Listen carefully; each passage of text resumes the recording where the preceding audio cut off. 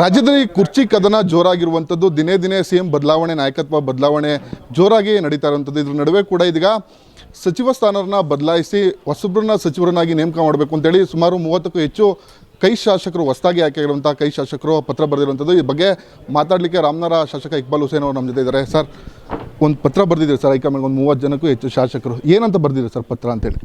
ಕೆಲವು ಸಚಿವರನ್ನು ಬದಲಾವಣೆ ಮಾಡಬೇಕು, ನಮಗೆ ಒಳ್ಳೆಯ ಆಡಳಿತವನ್ನು ಕೊಡುವಂಥ ಸಚಿವರುಗಳು ಬೇಕು, ಅವರ ಇಲಾಖೆಯಲ್ಲಿ ಏನೆಲ್ಲ ಅನುದಾನಗಳಿದೆ ಅದನ್ನೆಲ್ಲವೂ ಕೂಡ ನಮ್ಮ ಶಾಸಕರಿಗೆ ಕೊಡುವಂಥ ಗೌರವವನ್ನು ಚೆನ್ನಾಗಿ ಕೊಡಬೇಕು.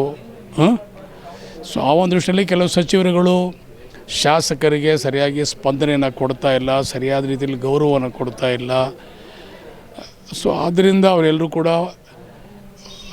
ಒಂದಲ್ಲ ಒಂದು ರೀತಿಯಲ್ಲಿ ನಮ್ಮ ಶಾಸಕರ ಅಸಮಾಧಾನ ಪಟ್ಕೊಂಡು ಈಗಾಗಲೇ ಮುಖ್ಯಮಂತ್ರಿಯವರಿಗೆ, ಉಪಮುಖ್ಯಮಂತ್ರಿಯವರಿಗೆ ನಮ್ಮ ಕಷ್ಟ ಸುಖ ಅಹವಾಲನ್ನು ಹೇಳಿದ್ದೀವಿ. ಸೊ ಅದೇ ಮಾತನ್ನು ನಾವು ಪತ್ರದ ಮುಖಾಂತರವಾಗಿ AICCಗೂ ಕೂಡ ನಾವು ತಿಳಿಸಿದ್ದೀವಿ.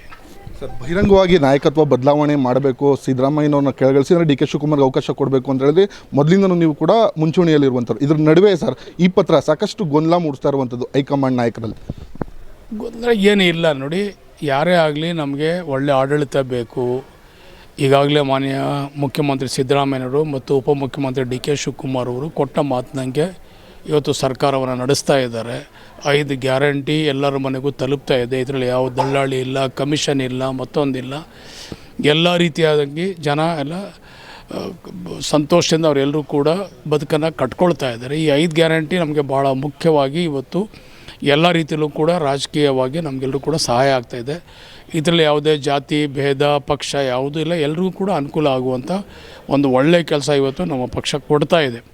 ಇದರ ಜೊತೆಯಾಗಿ ನಮಗೆ ಅಭಿವೃದ್ಧಿ ಕೆಲಸಗಳು ಬೇಕು. ಅಭಿವೃದ್ಧಿಗಳು ನಾವು ಕಾಣಬೇಕಾದ್ರೆ ಸಚಿವರುಗಳು ಸರಿಯಾದ ರೀತಿಯಲ್ಲಿ ನಾವು ಶಾಸಕರಿಗೆ ಜೊತೆಲಿ ಕರ್ಕೊಂಡು ಹೋಗಬೇಕು. ಅವ್ರಿಗೆ ಕೊಡುವಂಥ ಗೌರವವನ್ನು ಕೊಟ್ಟು ಅನುದಾನಗಳನ್ನು ಕೊಟ್ಟರೆ ನಾವೆಲ್ಲರೂ ಕೂಡ ಅಭಿವೃದ್ಧಿ ಕೆಲಸಗಳನ್ನು ಮಾಡ್ಬೋದು. ಬರೀ ಗ್ಯಾರಂಟಿಯಿಂದನೇ ನಾವೆಲ್ಲರೂ ಕೂಡ ಸ್ಟ್ಯಾಂಡ್ ಆಗ್ತೀವಿ, ನಾವು ನಿಂತ್ಕೊಳ್ತೀವಿ, ರಾಜಕಾರಣ ಬಲವಾಗಿ ನಾವು ಕಟ್ತೀವಿ, ಪಕ್ಷ ಸಂಘಟನೆ ಮಾಡ್ತೀವಿ ಅಂತ ಹೇಳಿದ್ರೆ ಕಷ್ಟ ಇದೆ. ಸಾಕಷ್ಟು ಅಭಿವೃದ್ಧಿ ಕೆಲಸಗಳು ಆಗಬೇಕಲ್ಲ. ಸೊ ಈಗ ಬೇಸಿಗೆ, ಈಗ ನಮಗೆ ನೀರು ಬೇಕು, ಬೋರ್ವೆಲ್ಗಳು ಬೇಕು. ಈಗ ಬೋರ್ವೆಲ್ ಬರ್ತೋಗ್ತಾ ಇದೆ ಎಲ್ಲ ಕಡೆ, ಈಗೆಲ್ಲನೂ ಬೋರ್ವೆಲ್ಗಳು ನಿಂತೋಗ್ತಾ ಇದೆ. ಯಾರನ್ನು ಹೋಗಿ ಕೇಳೋದು? ರಸ್ತೆ ಚರಂಡಿಗಳು ಬೇಕು ಅಂತಾರೆ, ಸ್ಕೂಲ್ ಬೇಕು ಅಂತಾರೆ, ದೇವಸ್ಥಾನಗಳು ಬೇಕು ಅಂತ ಹೇಳ್ತಾರೆ,